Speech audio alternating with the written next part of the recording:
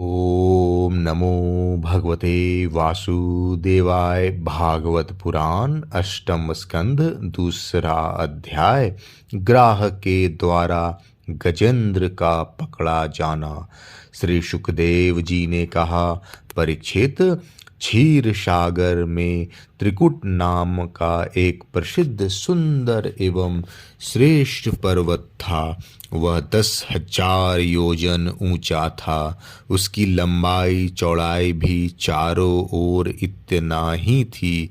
उसके चांदी, लोहे और सोने के 3 शिखरों की छटा से समुद्र, दिशाएं और आकाश जगमगाते रहते थे।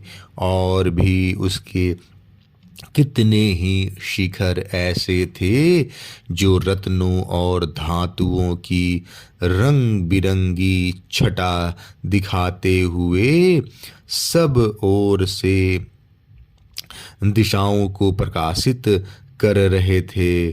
उसके विविध उनमें विविध जाति के वृक्ष, लताएं और झाड़ियां थी। झरनों की झरझर से वह गुंजायमान होता रहता था।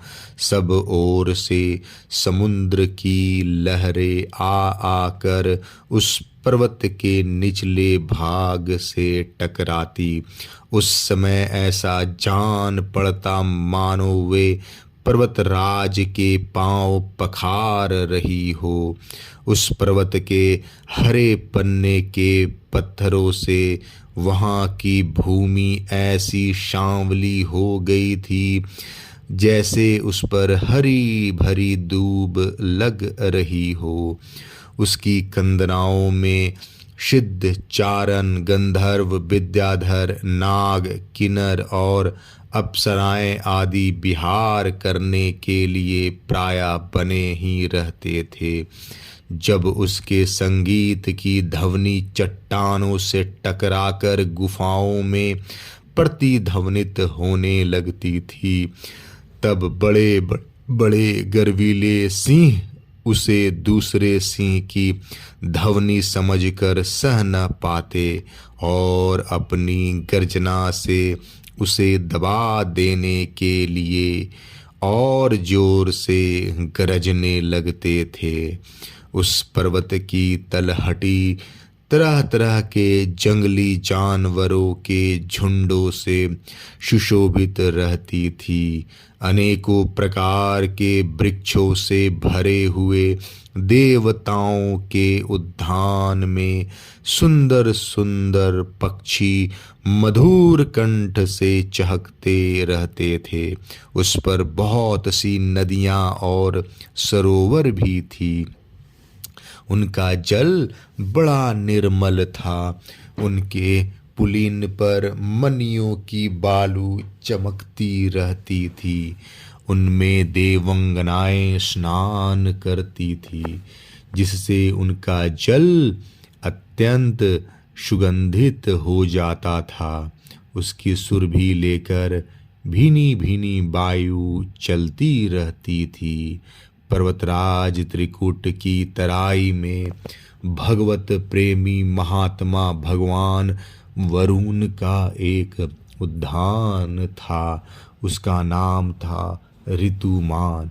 उसमें देवंगनाएं कीड़ा करते रहती थी। उसमें सब ओर ऐसे दिव्य वृक्ष शोभायमान थे जो फलों और फूलों से सर्वदा लदे ही रहते थे। उस उद्यान में मंदार, पारिजात, गुलाब, अशोक, चंपा, तरह तरह के आम, प्याल, कटहल, आमला, सुपारी, नारियल, खजूर, बिजौरा, महुआ, शाखू, ताड़, तमाल, असन, अर्जुन, रीठा, गुलर, पाकर, बरगद, पलाश, चंदन, नीम, कचनार, शाल, देवदारू, दाख, ईख, केला, जामुन, बेर, रुद्राक्ष, हर्रे, आंवला, बेल, कैथ, नींबू और भिलावे आदि के वृक्ष लहराते रहते थे। उस उद्यान में एक बड़ा भारी सरोवर था। उसमें सुनहले कमल खिल रहते थे और भी विविध जाति के कुमुद, उत्पल, कहार, शतदल आदि कमलों की अनूठी छटा छिड़क रही थी। मतवाले भौरे गूंज रहे थे। मनोहर पक्षी कलरव कर रहे थे। हंस, कांडव, चक्रवाक और सारस दल के दल भरे हुए थे। पनडुब्बी, बत्तख और पपीहे कूज रहे थे। मछली और कछुओं के चलने से कमल के फूल हिल जाते थे, जिससे उनका पराग झड़कर जल को सुंदर और सुगंधित बना देता था। कदम्ब, बेंत, नरकुल, कदमलता, बेन आदि वृक्षों से वह घिरा था। कुंद, कुरबक, कटसरैया, अशोक, सिरस, बनमल्लिका, लिसोंडा, हरसिंगार, सोनजूही, नाग, पुनाग, जाति, मल्लिका, शतपत्र, माधवी और मोंगरा आदि सुंदर सुंदर पुष्प वृक्ष एवं तट के दूसरे वृक्षों से भी, जो प्रत्येक ऋतु में हरे भरे रहते थे, वह सरोवर शोभायमान रहता था। उस पर्वत के घोर जंगल में बहुत सी हथनियों के साथ एक गजेंद्र निवास करता था। वह बड़े बड़े शक्तिशाली हाथियों का सरदार था। एक दिन वह उसी पर्वत पर अपनी हथनियों के साथ कांटे वाले कीचक, बांस, बेंत, बड़ी बड़ी झाड़ियों और पेड़ों को रौंदता हुआ घूम रहा था। उसकी गंध मात्र से सिंह, हाथी, बाघ, गैंडे आदि हिरन जंतु, नाग तथा काले भौरे शरभ और चमड़ी गाय आदि डर कर भाग जाया करते थे। और उसकी कृपा से भेड़िया, शुअर, भैंसे, रिछ, शल्य, लंगूर तथा कुत्ते, बंदर, हरीन और खरगोश आदि क्षुद्र जीव सब कहीं निर्भय विचरते रहते थे। उसके पीछे पीछे हाथियों के छोटे छोटे बच्चे दौड़ रहे थे। बड़े बड़े हाथी और हथनियाँ भी उसे घेरे हुए चल रही थी। उसकी धमक से पहाड़ एक बारगी कांप उठता था। उसके गंडस्थल से टपकते हुए मद का पान करने के लिए साथ साथ भौरे उड़ते जा रहे थे। मद के कारण उसके नेत्र विहल हो रहे थे। बड़े जोर की धूप थी, इसलिए वह व्याकुल हो गया और उसे तथा उसके साथियों को प्यास भी सताने लगी। उस समय दूर से ही कमल के पराग से सुवासित वायु की गंध सूंघ कर वह उसी सरोवर की ओर चल पड़ा, जिसकी शीतलता और सुगंध लेकर वायु आ रही थी। थोड़े ही देर में वेग से चलकर वह सरोवर के तट पर जा पहुंचा। उस सरोवर का जल अत्यंत निर्मल एवं अमृत के समान मधुर था। सुनहले और अरुण कमलों की केसर से वह महक रहा था। गजेंद्र ने पहले तो उसमें घुसकर अपनी सूंड से उठा उठा जी भर कर जल पिया। फिर उस जल में स्नान करके अपनी थकान मिटाई। गजेंद्र गृहस्थ पुरुषों की भांति मोहग्रस्त होकर अपनी सूंड से जल की फुआरे छोड़ छोड़ कर साथ की हथनियों और बच्चों को नहलाने लगा तथा उसके मुंह में सुंड डालकर जल पिलाने लगा। भगवान की माया से मोहित हुआ गजेंद्र उन्मत्त हो रहा था। उस बेचारे को इस बात का पता ही न था कि मेरे सिर पर बहुत बड़ी विपत्ति मंडरा रही है। परीक्षित, गजेंद्र जिस समय इतना उन्मत्त हो रहा था, उसी समय प्रारब्ध की प्रेरणा से एक बलवान ग्राह ने क्रोध में भरकर उसका पैर पकड़ लिया। इस प्रकार अकस्मात विपत्ति में पड़कर उस बलवान गजेंद्र ने अपनी शक्ति के अनुसार अपने को छुड़ाने की बड़ी चेष्टा की, परंतु छुड़ा न सका।